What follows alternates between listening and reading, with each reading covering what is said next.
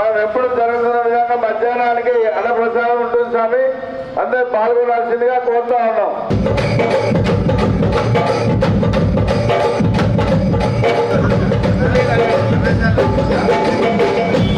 స్వామి శరణం, స్వామి శరణం స్వామి. తనికల బండి గారు వచ్చేసారు మన ఆలయానికి. ఈ యొక్క కార్యక్రమాన్ని మీరందరూ వారికి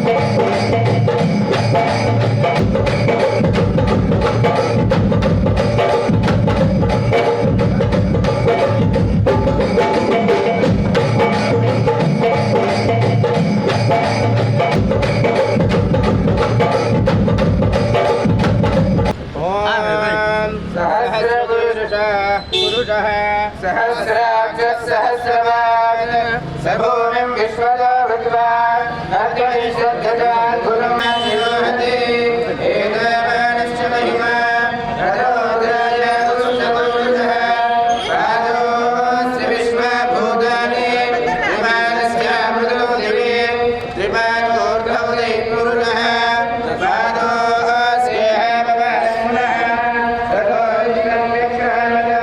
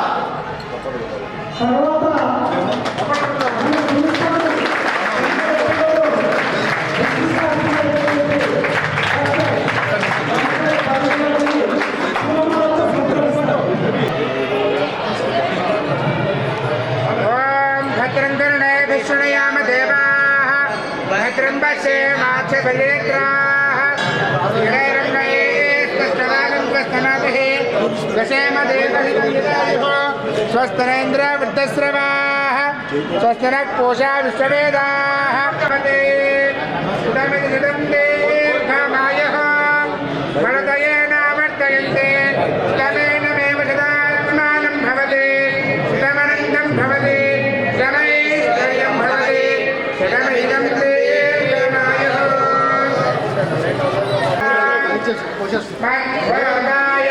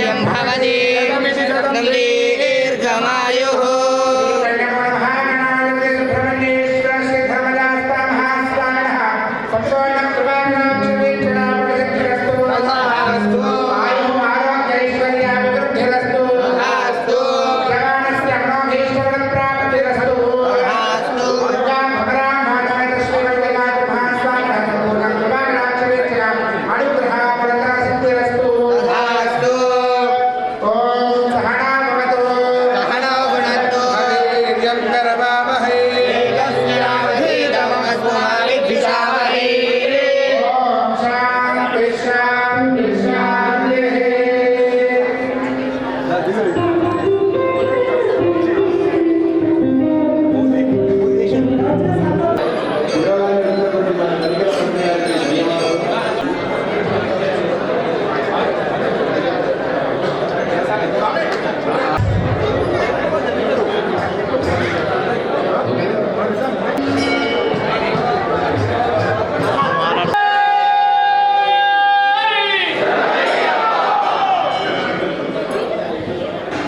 स्वामी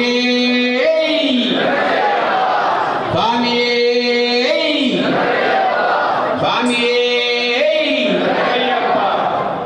अलंकार प्रिय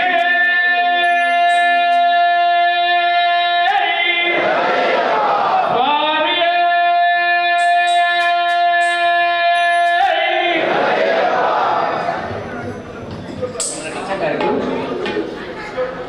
నేను అందరూ నిశ్శబ్దంగా ఉంటే ఒక గంట సేపు శివతత్వాలు చాలా సంతోషం.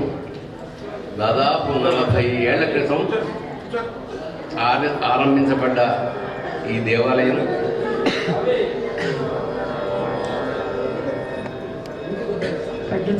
దాదాపు 40 సంవత్సరాల క్రితం స్థాపించబడ్డ అంటే ఒక మహా సంకల్పం. హయత్ నగర్లో ఒక చిన్న అంటే గతంలో ఇక్కడ గోల్కొండ తానిషా పాలించే క్రమంలో అక్కన్న మాదన్నలని మంత్రులు ఉండేవాడు. వాళ్ళకి అక్కన్న మాదన్నలు ప్రతిష్ఠించిన శివాలయము వీరభద్రస్వామి దేవాలయము ఇక్కడ ఉందన్న విషయం చాలా సంతోషించారు. ఎందుకంటే హరిహర వీరమల్లు అనే పవన్ కళ్యాణ్ నటించిన సినిమాలో అక్కన్న మాదన్నల్లో మాదన్నగా నేను వేషం వేశాను. అంచేత మాదన్న వేషం వేసిన నేను మాదన్న స్థాపించిన గుళ్ళో ఇవాళ అయ్యప్ప గురించి శివతత్వం గురించి కాసేపు మాట్లాడే అవకాశం ఆ పరమేశ్వరుడు అనుగ్రహంగా భావిస్తున్నాను. అలాగే దాదాపు 3 సంవత్సరాల నుంచి పాపం అంకరాజు గారు నేనంటే విపరీతమైన అభిమానం. ఇక్కడ నేను నాటకాలున్నా సినిమాలున్నా ఆయన చూడడం నాకు ఫోన్ చేయడం 3 ఏళ్ల నుంచి అంకరాజు గారు నా వెనకాల పడితే తప్పకుండా వస్తాను అన్నాను. నిజానికి ఇవాళ కూడా షూటింగ్ ఉంది అక్కడ ఎక్కడ వైజాగ్లో అరకు. కానీ ఈ డేట్ దాటితే వీళ్ళకి లేదని చెప్తే నేను రిక్వెస్ట్ చేసి వాళ్ళని ప్రీపోన్ చేసుకుని నైటే షూటింగ్ ముగించుకుని రాత్రి అక్కడ 6 గంటలకు బయలుదేరి కిందకు వచ్చేటప్పటికి 11 అయింది. 11 తర్వాత హోటల్కి పోయి పడుకొని 5:30కి లేచి 7:35 ఫ్లైట్ వచ్చాను. ఈ మిత్రులు ఇక్కడ వాళ్ళు ఈ దేవాలయ కార్యకర్తలు మిత్రులంతా వచ్చి నన్ను రిసీవ్ చేసి ఇక్కడికి తీసుకొచ్చారు. ఇది అయితే ఇక్కడికి వచ్చాక తెలిసింది ఇక్కడ ఆయన ప్రధాన ఆయన పేరు జగన్ గారు జనార్దన్ గారు. ఈయన 1974లో మొట్టమొదటిసారి అయ్యప్ప మాల ఇక్కడ పరిచయం చేసిన వ్యక్తి. ఆ తర్వాత గురుస్వామిగా. అలాగే ఇంత పెద్ద దేవాలయం ఇంత వైభవంగా దాదాపు 1800 మంది ఈ సమయంలో ఈ సీజన్లో ఇక్కడికి వచ్చి భోజనాలు అయితేనేమి మాలలు వేసుకోవడం కానీ వెళ్ళడం అనేది మామూలు విషయంగా చాలా పెద్ద వ్యవహారం ఇది. దీనికి 1 రూపాయి 2తో కాదు, దీనికి సహకరిస్తున్న దాతలందరికీ ఆ పరమేశ్వరుడు ఆయురారోగ్య ఐశ్వర్యాలు అఖండమైన యశస్సుని మనస్ఫూర్తిగా కోరుకుంటున్నాను. సరిగ్గా 1974 ఈయన ఇక్కడ మాల వేసిన క్షమంలోనే మా గురువుగారు రాళ్లపల్లి గారు అంటే సినిమా యాక్టర్. ఆయనకి హయత్ నగర్లో 4000 గజాల స్థలం ఉండే. అది ఆయన వెళ్ళిపోయిన తర్వాత వాళ్ళ బావమర్ది అంచేత ఫస్ట్ టైం నేను దాదాపు 1970 కన్నా ముందే 73 ఆ ప్రాంతాల్లో పశుమాములలో షూటింగ్ జరిగి ఉండేది. ఊరుమ్మడి బతుకులు ఆ షూటింగ్ కోసం నేను ఇక్కడ ఫస్ట్ టైం హయత్ నగర్ నుంచి లోపలికి పల్లెటూరు, ఇది వర్షం పడుతుంటే అప్పుడు షూటింగ్ జరిగింది. అది నాకు పరిచయం. ఆ తర్వాత దేవదాస్ కనకాల గారు మా గురువు గారికి స్థలం అమ్మారు ఇక్కడ. ఒక చాలా రోజులు కొంచెం ఇబ్బందులు పడ్డడం అయింది. మొత్తానికి ఆయన వెళ్ళిపోయిన తర్వాత దాన్ని అమ్మేయడం జరిగింది. అది నాకు దీంతో ఉన్న మరొక విశేషం ఏంటంటే 1974లోనే సీతాఫల్ మండిలో ఫస్ట్ టైం మా గురువు గారు రాళ్లపల్లి గారు అయ్యప్ప మాల ధరించి ఒక తమిళ్ భక్తుడు చెప్తే ఫస్ట్ టైం శబరిమలకి ఆయన అక్కడి నుంచి సీతాఫల్ మండి నుంచి బయలుదేరాడు. దాదాపు ఆయన బతుకున్నందులో దాదాపు 30 సార్లు శబరిమలకి వెళ్ళొచ్చారు. అందులో 10 సార్లు నేను ఆయనతో వెళ్ళాను. 10 సార్లు వెళ్ళిన తర్వాత వచ్చేసిన తర్వాత నేను అక్కడ చెన్నైలో ఉన్నప్పుడు 10 సార్లు వెళ్ళాం. ఇక్కడికి హైదరాబాద్కి ఇండస్ట్రీ షిఫ్ట్ అయిపోయిన తర్వాత నేను ఇంకా శివమాల ధరించడం మొదలెట్టాను. ఎందుకంటే అయ్యప్ప మాల వేస్తే కేవలం అయ్యప్ప స్వామి దగ్గర అంటే కేరళ మాత్రమే వెళ్ళాలి. శివమాల వేస్తే ఎక్కడ శివుడు ఉంటే అక్కడికి వెళ్ళొచ్చని మొత్తం 12 జ్యోతిర్లింగాలలో 2 తప్ప మిగతా 10ని శివమాలలో ఉండగా నేను దర్శించుకున్నా. అదొక యోగం. చాలా తమాషా అయిన విషయం చెప్తున్నా. మా గురువుగారు 74లో వేస్తే నేను ఒక 2 ఏళ్ళు దాటి 75, 76 ఆ ప్రాంతాల్లో మేము కూడా మాల వేసి అప్పటికి రాళ్లపల్లి గారు చెన్నైకి వెళ్ళిపోయారు, సినిమా యాక్టర్గా స్థిరపడ్డారు. అప్పుడు ఫస్ట్ టైం మాకు కూడా మాల వేసుకోవాలనిపించి నేను ఒక మిత్రుడు కుమార్ అనే ఒక మిత్రుడు, తర్వాత గంటి సుబ్బారావు అనే 3 మిత్రులు మేము ఎట్టి పరిస్థితుల్లో మాల వేసుకోవాలి అని సంకల్పం తీసుకుని మేము మాల వేసుకున్నాం. గుళ్ళో వేసుకున్న కరెక్ట్గా 1 వీక్కి ఒక మిత్రుడికి అవాంతరం వచ్చింది. వాళ్ళ పెద్దనాన్నగారు ఎవరో పోయారు. సో అతను మాల వేసుకోవడానికి లేదని తీసేసాడు. ఇంకా మిగిలిన ఇంకో మిత్రుడు, వాడికి కూడా ఉద్యోగం, వాడు ఎయిర్ ఇండియాలో పనిచేసేవాడు, ఇండియన్ ఎయిర్లైన్స్లో. అదేదో ఉద్యోగం పరమైన ప్రాబ్లం వచ్చింది, అతను తీసేసాడు. ఇప్పుడు నేను ఒక్కడినే మాల వేసుకున్నామండి. నాకు గురువుగారేమో చెన్నైలో ఉన్నారు, నాకు ఎట్లా వెళ్ళాలో తెలియదు, నాకు డబ్బులు లేవు వెళ్ళాలి. ఇక్కడి నుంచి అక్కడికి వెళ్ళడానికి కూడా మధ్యతరగతి కుటుంబం, మనకి నిరుద్యోగం, పైసలు లేవు, ఏం చేయాలి అని ఆలోచిస్తే నాకు ఒక ఐడియా నాకే వచ్చింది. ఏమిటంటే అయ్యప్ప దగ్గరికి వెళ్ళే స్థాహత నాకు లేదు కాబట్టి అయ్యప్ప వాళ్ళ అప్ప ఎవరు శివుడు, ఈ శ్రీశైలం పోవడం దగ్గర కదా, ఎక్కువ డబ్బులు ఖర్చు కావు ఉన్న దాంట్లో అని చెప్పి 40 రోజులు దీక్షగా. ఎందుకంటే అంతకుముందు మా గురువుగారు శబరికి వెళ్ళినప్పుడు అప్పట్లో ఒక సాంప్రదాయం ఉండే, మరి ఇప్పుడు ఉందో లేదో తెలియదు, ఎవరైనా ఇక్కడి నుంచి బయలుదేరితే దర్శనం చేసుకుని వచ్చే వరకు ఆయనతో దీపం వెలిగిస్తూ ఉండాలి కంటిన్యూస్గా. ఆ సాంప్రదాయం ఇంకా ఉందా? ఆ పని నేను చేస్తుండేవాడిని. అలాగే నాకు పరిచయమైన కారణంగా నేను ఒక్కడనే బయలుదేరి బస్సులో శ్రీశైలం వెళ్ళి, అంటే ఫస్ట్ టైం చేసినప్పుడు నేను అయ్యప్ప దగ్గరికి వెళ్ళలేకపోయాను. శ్రీశైలం వెళ్ళి అక్కడ ఒక 3 రోజులు ఉండి దర్శనాలు చేసుకుని అక్కడ మాల తీసేసి వచ్చానమాట. ఆ తర్వాత 10 సార్లు శబరిమల వెళ్ళడం జరిగింది. అంచేత అట్లా నా జీవితంలోకి అయ్యప్ప ప్రవేశం. తర్వాత ఈ దాదాపు 10 సార్లు చాలా వైభవంగా మేము పెడుతుండేవాడు. అక్కడి నుంచి అయ్యప్ప యొక్క ప్రభావం యావత్ భారతదేశం, అంటే మహానటులు, రాజకీయ నాయకులు, రజనీకాంత్ లాంటి యాక్టర్లు, నార్త్ ఇండియాలో ఉండే అమితాబ్ బచ్చన్, చిరంజీవి గారు, వీళ్ళందరూ ఇండస్ట్రీలో ఉన్న చాలామంది శబరిమలై వెళ్ళడం తటస్థించింది. అట్లాగా అంటే ఏం లేదు. ఈ శీతాకాలంలో అయ్యప్ప వ్రతం చేయడం వల్ల వచ్చే ఫస్ట్ పాయింట్ ఏంటంటే ఆరోగ్యం. చలికాలం చలినీటితో కనుక స్నానం చేసిన పక్షంలో శరీరం అంతా నాడులు శుద్ధి జరుగుతుంది. అలాగే మండలం అంటే 40 రోజులు. 40 రోజులకు ఎందుకు పెట్టారంటే ఒక 20 రోజులు అందులో, అంటే 40లో 20 రోజులు ఉపవాసం మొదలు. ఎందుకంటే ఏకభుక్తం భూసేనం, బ్రహ్మచర్యం, ఇవి ప్రధానమైన అంశాలు. ఏకభుక్తం అంటే ఒకటేసారి భోజనం చేయాలి. అంటే మనకు 3 పూటలు తినడం అలవాటు.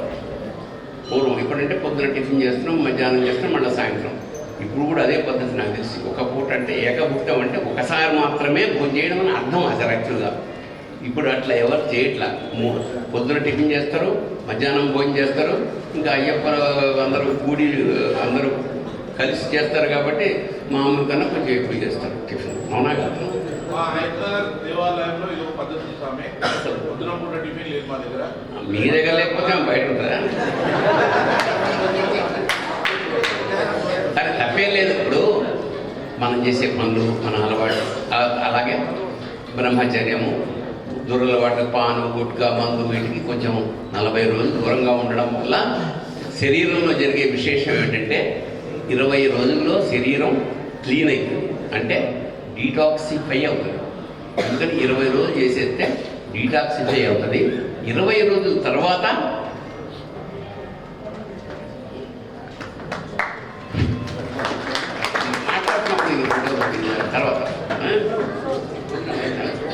ఆ తర్వాత ఏమిటంటే 20 రోజులు ఎనర్జైజ్ అయింది, అంటే కొత్త శక్తి, కొత్త తేజస్సు శరీరంలో ప్రవేశిస్తాయి. ఇలాగా కొన్నేళ్ళు అయ్యప్ప అంటే అయ్యప్పనిగా ఏ దేవుణ్ణైనా సరే అంత నిష్టగా 40 రోజుల పాటు దీక్షగా కొలిస్తే అతనికి శారీరకమైన, మానసికమైన, ముఖ్యంగా ప్రశాంతత ఏర్పడుతుంది. ప్రశాంతత ఏర్పడడం వల్ల జీవితం పట్ల ఒక గౌరవం కలుగుతుంది. సో అది ప్రధానంగా మన వాళ్ళు. సో ఇవాళ లక్షల్లో, కోట్లలో అయ్యప్ప భక్తులు అక్కడికి వెళ్ళొస్తున్నారు. ఈ క్రమంలో నా జీవితంలో జరిగిన ఒక సంఘటన. రోజు నేను అవకాశం ఉన్నప్పుడు శివుడికి అభిషేకం చేసుకుంటాను. ఒకరోజు 1999 ఆ రోజు అభిషేకం చేసుకోవడానికి వెళ్ళాను. పెట్టుకుంటే పేపర్ వచ్చింది. ఆ పేపర్లో శబరిమలలో శిఖరం కూలిపోయి దాని కింద పడి 200 మంది అయ్యప్ప భక్తుల దుర్మరణం అనే ఒక వార్త. చాలా చాలా బాధ కలిగింది. ఇదేంటి, అక్కడికి శబరిమలకి ఎందుకు వెళ్తాము? ఎన్నో కష్టాలు ఉన్నాయి స్వామి, లేదా బాధలు ఉన్నాయి, లేదా సక్సెస్ అవ్వట్లేదు, లేదా కోరికలు, ఆశయాలు, రకరకాల కోరికలతో పెడతాం.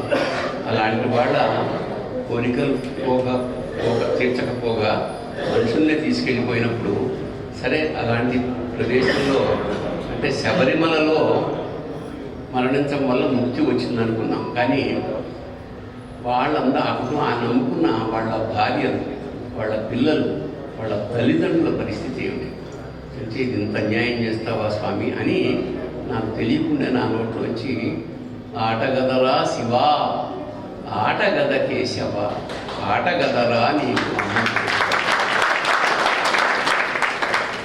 ఇది ఒక శివతత్వంలాగా వచ్చేసిందన్నమాట.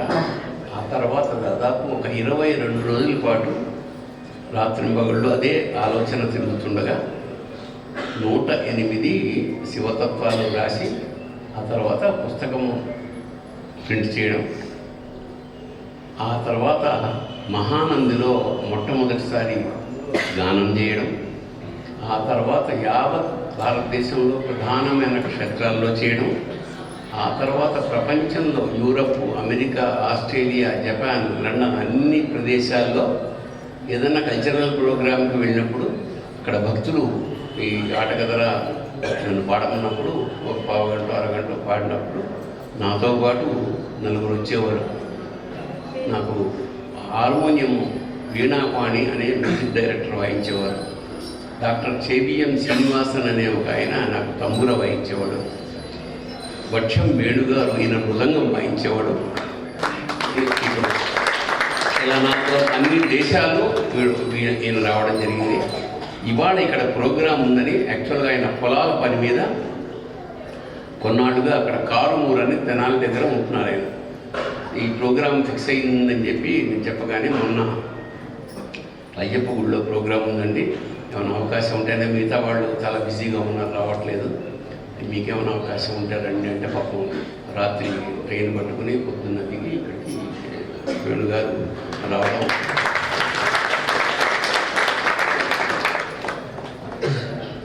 మొదలు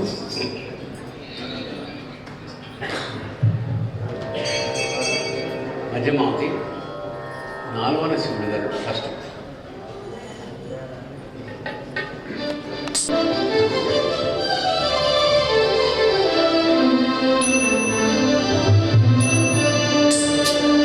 నాలోన శివుడు గలడు, మీలోన శివుడు గలడు. నాలోన శివుడు గలడు, మీలోన శివుడు గలడు. నాలోన గల శివుడు, మీలోన గల శివుడు లోకము వేలగలడు. నాలోన గల శివుడు, మీలోన గల శివుడు లోకము వేలగలడు. కోరితే శోకము బాపగలడు.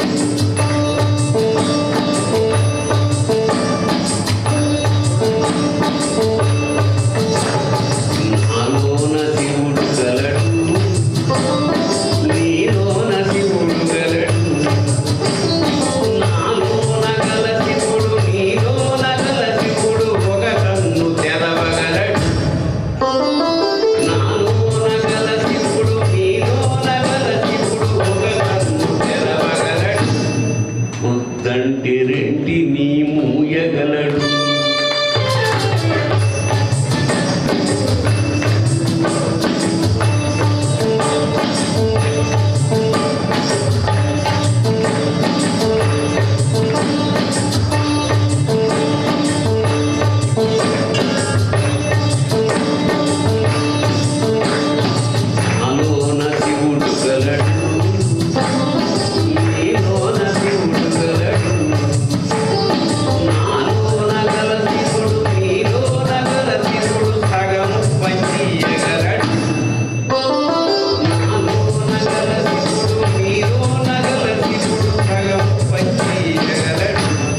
తిక్కతో అసలు తుంచేయగలడు.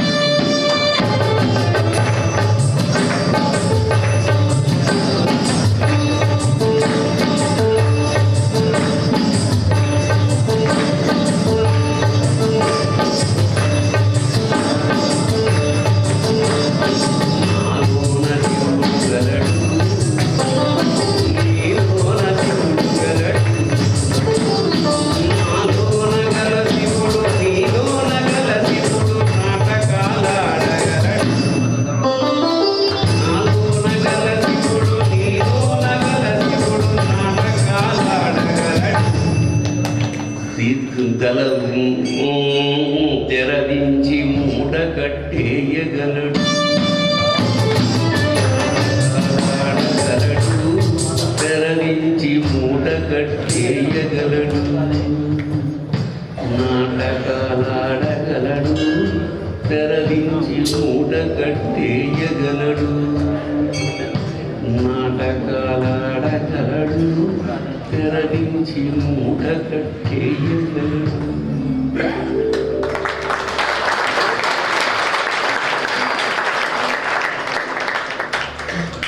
జత పరమేశ్వరుడికి విభక్తము కానిది భక్తి.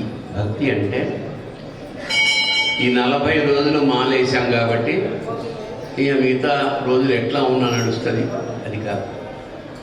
ఈ 40 రోజులు ఏదైతే మనం చేశామో దీని యొక్క శక్తి, ఈ యొక్క అలవాట్లు కంటిన్యూ చేసి జీవితాంతం ఒక సద్బుద్ధిని, సత్కార్యక్రమాల పట్ల ఇప్పుడు 40 రోజులు సన్నిధానం చేస్తున్నారు. మీకు తెలియకుండానే మీలో అపారమైన ఎనర్జీ వస్తుంది, ప్రకృతిని తట్టుకోగలే శక్తి వస్తుంది అన్నమాట. అలాగే మీరు తినే సాత్విక ఆహారం వల్ల ప్యూరిటీ ఆఫ్ మైండ్ వస్తుంది, థాట్ ప్రాసెస్. అంచేత ఈ 40 రోజుల మాల తీసేసాం కాబట్టి 41వ రోజు చంపేసిన ఎప్పుడు వస్తుందా 40 ఎప్పుడు తీస్తామో, ఎప్పుడు సాయంత్రం ఎప్పుడు స్నానం చేయాలి, ఎప్పుడు ఆ కంట్రోల్ కోసమే ఇది పెట్టారు. అంచేత అయితే ఒక్క ఓవర్ నైట్లో జరిగే పని కాదు కాబట్టి కొన్నాళ్ళు అలవాటు అయిన తర్వాత ఆ ఎనర్జీ తెలుస్తుంది. అలాగే దేవుణ్ణి మనం కొనలేము. నేను కిరీటాలు చేయించాను, నేను అది కాదు. నిర్మలమైన భక్తితో ఒక పువ్వు వేసిన చాలు. అంతేగాని వజ్రాల కిరీటాలు చేయించాను, నగలు చేయించాను, ఆ నగలన్నీ అతనికి నీ ఇష్టం కొరకు నువ్వు అలంకరిస్తున్నావు తప్ప ఆయనకి ఏమీ అక్కర్లేదు. అర్థమైందా? దానికి సంబంధించిన ఒక చిన్న కథ చెప్తాను. ఒక ఆయన వ్యాపారం చేసినప్పుడు అతనికి సడన్గా బాగా డబ్బులు వచ్చినప్పుడు ఏం చేశాడంటే ఒక నవరత్నాల ఉంగరం చేయించుకోవాలని కోరిక కలిగింది. సరే వెళ్ళాడు, డబ్బులు ఇచ్చాడు, కొంచెం కక్కుర్తి పడ్డాడు, కొంచెం తక్కువ బంగారం. అందువల్ల ఏంటంటే పెట్టుకుంటే బాగానే ఉంది, వాళ్ళ ఆవిడ చూపించాడు, ఫోటోలు దిగాడు, అన్నీ బాగానే ఉంది. నైటు తీసేసి పెట్టెలో పెట్టి పడుకోవాలి. తీస్తుంటే రావట్లేదు, ఏమంటే టైట్ అయింది కొంచెం. వెంటనే సబ్బు పెట్టాడు, రాలే. నూనె పెట్టాడు, రాలే. రాత్రంతా గుంజాడు, వేలింతలా అయింది, వాచింది. పొద్దున్నే చెప్పాడు వాళ్ళ ఆవిడికి, అరే ఎందుకు కక్కుర్తి పడ్డో, కొంచెం ఎక్కువ వేసి చేయించుకుంటే కొంచెం లూజ్గా చేస్తే పోయేది కదా అని. సరే అయిపోయింది. ఇప్పుడు వేలు వాచిపోయింది, ఏం చేయాలి? సలిపేస్తుంది, నిద్ర పడతలేదు, ఏ పని చేయలేదు. సరే డాక్టర్ దగ్గర పోయాడు. డాక్టర్ దగ్గర పోగానే వాళ్ళు ఏం చేస్తారు, మొత్తం స్కానింగ్ చేయాలి సార్ శరీరం అంతా చేసి 18,000 బిల్లు వేసి పైనగా నీకు చెయ్యి వాచిందని చెప్పారు. అది నాకు తెలుసు కదా అంటే, నీకు తెలిస్తే నువ్వు డాక్టర్ అని మేము డాక్టర్. ఎవరు చెప్పాలి? నేనే చెప్పాలి. సరే ఇది కట్ చేయాలని. ఏం కట్ చేయాలంటే వేలు కాదు, ఉంగరం కట్ చేయాలని మాత్రం కాదు. సరే వచ్చి భార్యకి చెప్పాడు, ఇట్లా ఉంగరం కట్ చేయమంటున్నాను. ఇట్లా ఏమొద్దా, మనం నమ్ముకున్న వెంకటేశ్వర స్వామికి దండం పెట్టుకో, అన్నీ అయ్యే తగ్గుతాయి, ఒకసారి తిరుపతిలో పెడతాం అనగాని బాధపడలేక ఏమన్నాడంటే, వెంకటేశ్వర స్వామి నరకం అనుభవిస్తున్న 3 రోజుల నుంచి ఈ గనక వేలు బాగా తగ్గితే ఈ ఉంగరం హుండీలో వేస్తా అని మొక్కుకున్నాడు. మొక్కుగానే వెంకటేశ్వర స్వామి ఎప్పుడు ఎలా నవ్వుతుంటాడు, హుండీలో వేస్తాను కానీ కొంచెం ఎక్కువ నవ్వాడు. వడ్డీ కాసులు వాడు కదా. సరే మొత్తానికి కొన్నాళ్ళు తిరుపతి వెళ్ళారు, రూమ్ తీసుకున్నారు. అన్నయ్యనే ఇలా బుకింగ్ దర్శనమే వేయాలి. కరెక్ట్గా పొద్దున్న న్యూస్లో ఏమొచ్చిందంటే బంగారం రేటు విపరీతంగా ఇప్పుడు పెరిగినమాట. గుండెల్లో రాయబడ్డారు. అది ఉన్నప్పుడు 50,000, ఇప్పుడు 1,50,000 అయింది. 1,50,000 ఉండిలో వేసేస్తే ఎట్లా? అందుకని ఒక ఆలోచన చేశాడు. ఏమని? స్వామితో మళ్ళీ బేరం పెట్టాడు. స్వామి నాకు వేలు తగ్గితే ఉంగరం వేస్తానన్నాను. అప్పుడు రేట్ ఏంటంటే బంగారం 50,000, అందుకని నేను ఉంగరం కాకుండా క్యాష్ రూపంలో 50,000 వేసేస్తాను అని వెంకటేశ్వర స్వామి చెప్తే, వెంకటేశ్వర స్వామి ఎలా ఉంటాడు, ఎప్పుడు నవ్వుతున్నాడు. కానీ ఏం చేశాడు, ఒక పొట్లంలో క్యాష్ పెట్టి వచ్చి తిరిగి పోయిందని కుండీలో వేసినప్పుడు ఉంగరం కూడా పడిపోయింది.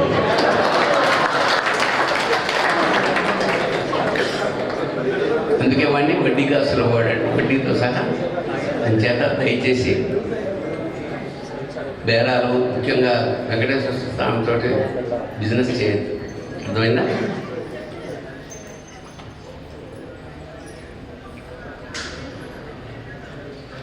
ఆవేశగాడి వయ్యా శివ, ఎంత మోసగాడి వయ్యా శివ, నువ్వు ఎంత ఆవేశగాడి వయ్యా శివ, ఎంత మోసగాడి వయ్యా శివ, నువ్వు ఎంత ఆవేశగాడి వయ్యా శివ.